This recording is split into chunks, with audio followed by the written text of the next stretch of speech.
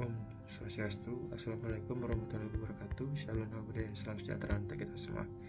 Sebelumnya perkenalkan, saya Marcel, anggota dari SGD A1, dan di sini saya dan teman-teman akan menjelaskan terkait aspek EPM terhadap diagnosis DHF pada skenario 1. Adapun anggota SGD A1 adalah sebagai berikut, dan saya izin untuk melanjutkan kepada identifikasi masalah.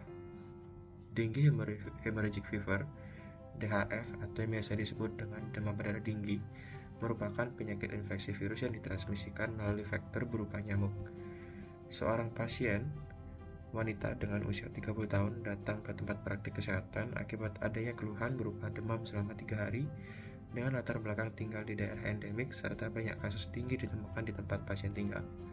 Sang dokter ingin mengetahui tingkat ketepatan instrumen pemeriksaan seperti PCR, NS1, IgM, dan IgG pada wanita dewasa. Baik, perkenalkan saya Malitka Sabirama dengan NIM 3 Jatrir 112. Jadi jenis pertanyaan yang dapat dibuat berdasarkan skenario yaitu pertanyaan mengenai aspek diagnostik, di mana akan menjawab uji diagnostik apa yang sebaiknya dilakukan.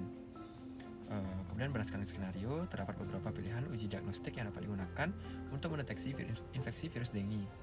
Contohnya, tes yang dapat dilakukan yaitu tes molekular seperti polymerase chain reaction atau PCR, dan rapid diagnostic test seperti NS1 antigen dan IgM dan IgG capture ELISA.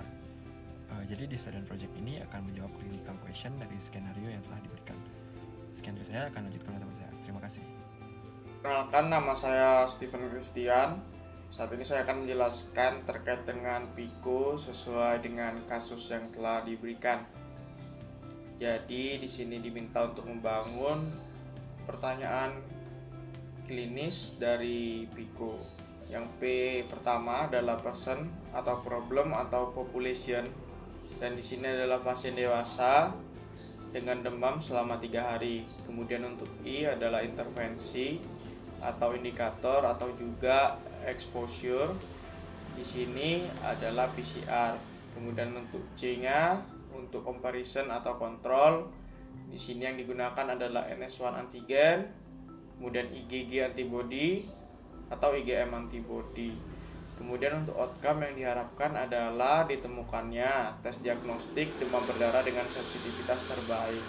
Pertanyaan PICO dari sini berguna untuk menemukan tes diagnostik yang terbaik sehingga pasien yang dengan demam 3 hari tersebut dapat mengetahui apakah mengalami demam berdarah atau tidak. Sekian presentasi dari saya, akan dilanjutkan oleh teman saya. Terima kasih.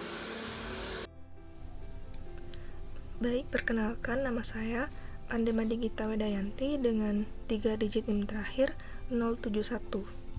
Untuk selanjutnya, formulate a clinical research question from scenario above. Jadi di sini saya ingin menjelaskan berdasarkan skenario dan juga komponen PICO yang telah dijelaskan sebelumnya, terdapat beberapa clinical research question yang dapat ditetapkan.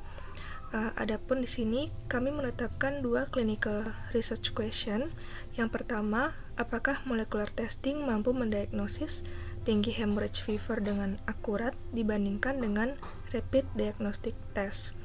Kemudian pertanyaan kedua, apakah molecular testing lebih aman dibandingkan dengan rapid diagnostic test untuk mendiagnosis dengue hemorrhage fever? Perkenalkan, saya Richard Sisyam Suteja dengan 3 digit NIM terakhir 116. Berdasarkan PICO yang telah ditentukan, maka kata kunci yang kami gunakan untuk mencari dalam database PubMed pada tanggal 29 November adalah female and adult and dengue and PCR or polymerase chain reaction and NS1 and IgM and IgG and accuracy.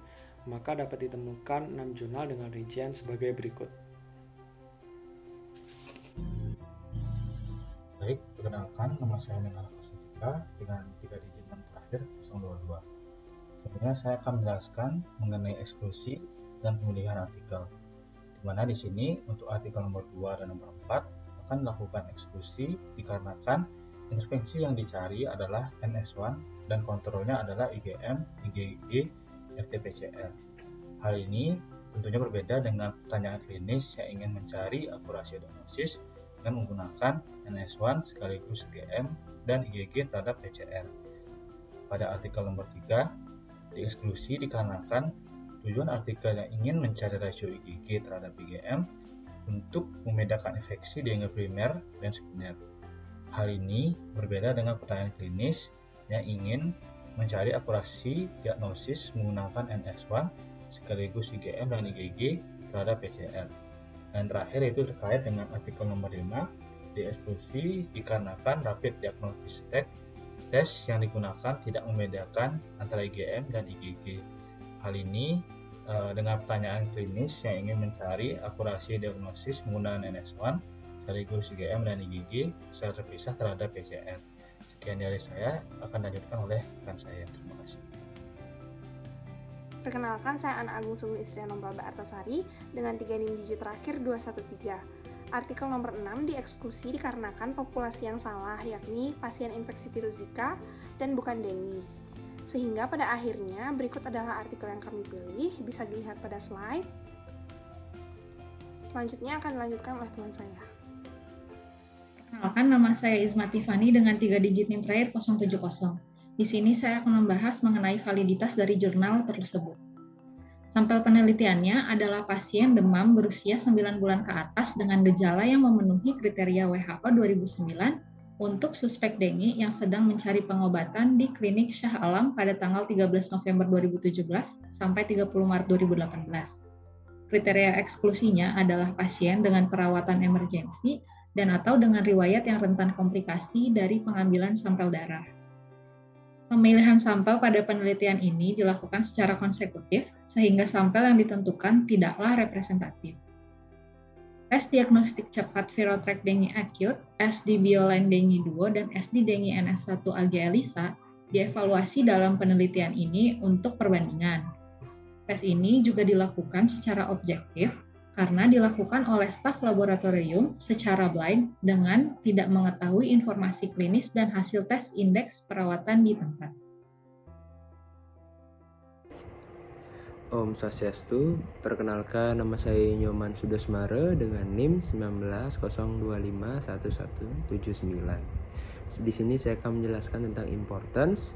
Jadi, importance memiliki makna apakah penelitian tersebut penting secara klinis atau tidak. Pada bagian hasil disampaikan sensitivitas NS1 atau ELISA dari standar diagnostik atau SD secara signifikan lebih tinggi daripada RDT-nya, yaitu didapatkan hasil 95% dengan CI atau confidence interval yaitu 60 hingga 72,6. Ini berarti rentang confidence intervalnya sempit yang merujuk pada representatif terhadap kondisi di masyarakat. Semakin sempit confidence intervalnya, maka akan semakin mewakili dari populasi. Baik, sekian dari saya. Terima kasih. Om Santi. Om Swastiastu. Perkenalkan, nama saya Gusti Bagus Haryadi Kusumajaya dengan NIM 19.025.11197. Di sini saya akan menjelaskan melanjutkan mengenai aspek importance. Jadi di antara semua tes individu, IgM memiliki spesifitas tertinggi, yaitu sebesar 98,5%. Dengan 95% CI dengan penentang 96,1 hingga 99,6. Sementara IgG memiliki nilai terendah yaitu 88,9% dengan 95% CI dengan terentang 84,5 sampai 92,5. Yang secara signifikan lebih rendah bila dibandingkan dengan standard deviation NS1 dan IgM RDT. Semua tes di sini memiliki rentang CI atau confidence interval yang tidak terlalu jauh. Maka dari itu, jurnal ini bisa dikatakan atau bisa disimpulkan dapat mewakili kondisi sebenarnya yang ada di populasi. Sekian, terima kasih. Nama saya Ibu Syarjana Dewi dengan 3 digit terakhir 042. Terkait dengan poin apply the evidence, integrate the result with clinical expertise and patient values. Untuk patient values atau nilai dari pasiennya sendiri, di mana pasien pada penelitian dalam jurnal itu di rentang usia di atas 9 bulan, sedangkan untuk di kasus tersebut adalah pasien berumur 30 tahun, jadi kurang representatif. Untuk yang kedua, secara demografi sendiri itu mirip antara negara dalam jurnal yaitu negara Malaysia dan juga Indonesia dengan berada di satu kawasan Asia Tenggara. Untuk secara ekonominya, negara Malaysia sendiri termasuk ke dalam negara dengan penghasilan yang menengah ke atas. Dan untuk tes diagnostiknya, yaitu SD Bioline Dengue Duo NS1 dengan kombinasi dari IgM atau IgG, merupakan tes diagnostik yang paling sensitif di antara kedua tes diagnostik lainnya, yaitu ELISA dan juga Virotrack. Sedangkan untuk nilai dari expertise clinician ataupun pendapat ahlinya sendiri, meskipun SD Bioline Dengue Duo NS1 dengan kombinasi IgM atau IgG tersebut merupakan yang paling sensitif dibandingkan dengan Virotrack dan juga ELISA, namun untuk dari segi biaya ataupun harga dari tes itu sendiri tergolong mahal dan juga tidak di-cover oleh BPJS Kesehatan, sehingga kurang dapat diaplikasikan untuk di negara Indonesia sendiri. Sehingga untuk pengaplikasiannya terkait dengan dokter untuk mengaplikasikan tes diagnostik ini kurang dapat diaplikasikan di negara Indonesia, melihat dari segi sasarannya sendiri yang kurang representatif antara jurnal yang dilakukan critical appraisal dan juga pasien yang berusia 30 tahun serta biaya yang mahal dan juga tidak di-cover oleh BPJS.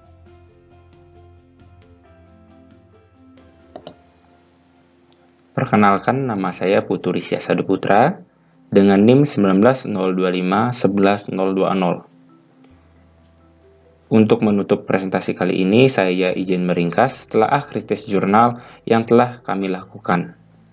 Dapat disimpulkan jika rapid diagnosis test dibandingkan dengan molecular testing lebih baik dalam mendiagnosis dengue hemorrhagic fever.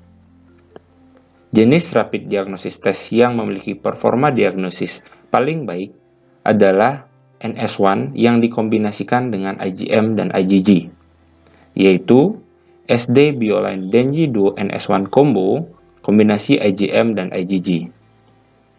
Akan tetapi, pengaplikasian tes tersebut kurang sesuai jika ingin diaplikasikan pada populasi, khususnya pasien pada kasus karena perbedaan karakteristik umur pasien yang terpaut jauh dengan umur subjek penelitian pada jurnal. Serta biaya tes yang cukup mahal yang tidak ditanggung juga oleh asuransi kesehatan nasional membuat pengaplikasian tes ini cukup tidak baik dilakukan pada populasi. Baik, sekian presentasi dari kelompok kami. Mohon maaf jika ada salah-salah kata. Kami akhiri dengan Paramasanti. Om Santi Santi Santi Om.